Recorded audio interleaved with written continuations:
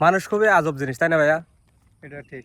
কারণ বিদেশে আসার সময়, আমরা আসার পরে যারা নতুন আসতে চায় তাদেরকে যদি বলি বিদেশে আসার কোনো দরকার নাই, দেশেই থাকো, তারা বলে কি শুধু নিজে নিজে একা একাই টাকা কামাবে, একাই বড়লোক হবে, কিন্তু আমাদের বড়লোক হতে দিবে না। ঠিক না?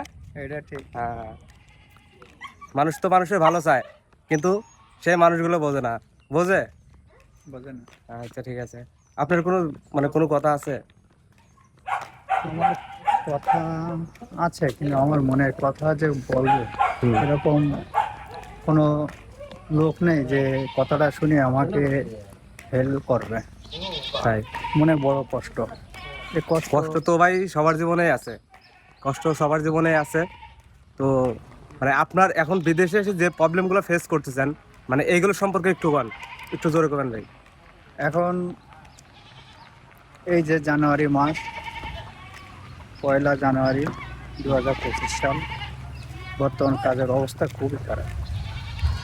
এখন এমন পরিস্থিতি পড়ছি যে পারছি না বসের বলতে, পারছি না কোনো কিছু নিজে করতে।